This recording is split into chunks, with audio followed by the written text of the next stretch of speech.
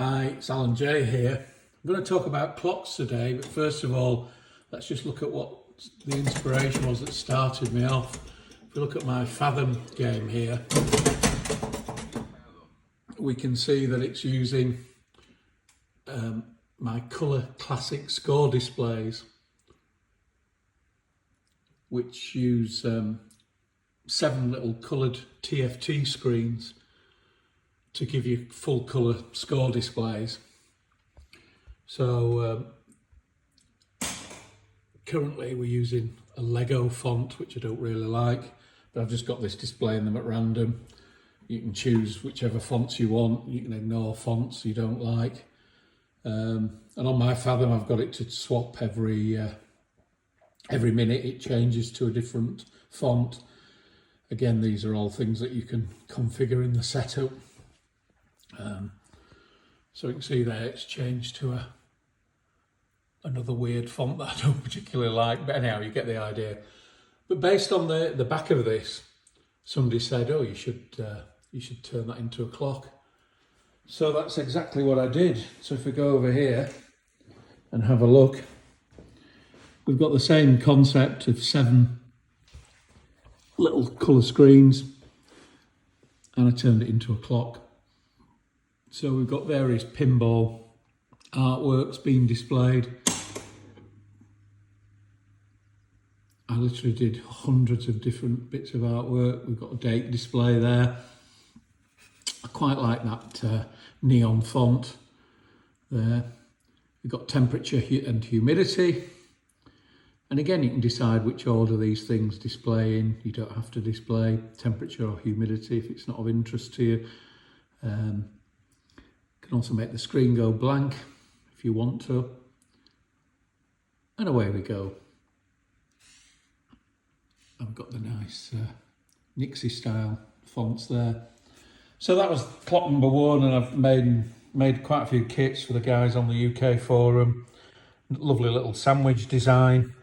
So you've got various boards that you solder onto this backboard, put your displays on the front, and away you go.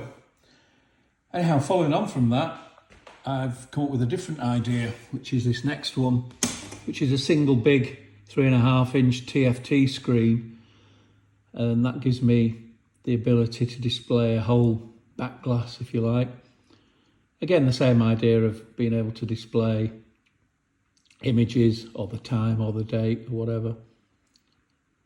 And you can see here, the clever thing that's happening is it's overlaying the picture of the back glass with the current time in the appropriate place, so where the score displays would normally go. And again, that's the same sandwich design. I haven't got room for the humidity and temp sensor, so I've not put that in on this one. It's a bit smaller than the first one. And then using exactly the same hardware, I've got another piece of software here which it goes and collects album artwork for your favourite artist or band. So in my case, it has to be the Beatles. It goes off, you point it at the artist, and it goes off and it looks on the internet for various artwork. You can have front covers, back covers, singles, albums, EPs. You can choose and narrow it down. And then for each one, it also collects information about what release it was from, when it was released or first released, which country. Got a Japanese one there, and the label. So we've got one from Germany, Odeon there, and then the catalogue number. So that's using exactly the same hardware. These two are exactly the same hardware, just different software. And I've also got a third version which does family photos. So if you get photos of your family and friends holding up their phone or a book or a laptop or something, you can do same idea as this and project the time into the correct place. Very easy to set the coordinates up for each picture.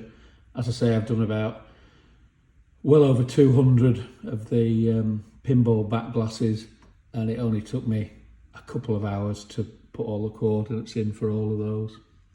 So there we go. 3 different clocks, all come off the idea of the Fathom or the Bally Colour Classic score displays. I'm a bit of a clock monster. I also built this one using old electromechanical pinball score reels. Again, just all of these clocks pick up the exact time off the internet when connected to Wi-Fi, and they all have a battery backup real-time clock module as well. So when you unplug it, it remembers the time. Plug it back in, it'll connect back up to Wi-Fi if you've configured your Wi-Fi credentials. So it picks up the most accurate internet time. They all do daylight saving time. We've got different time zones so it can handle people all over the world. They all use basically the same core software that I wrote a number of years ago. So anyhow, I hope that's of interest to people. I've not yet made any kits for these available, but I will do if there's demand for it. Okay, bye for now.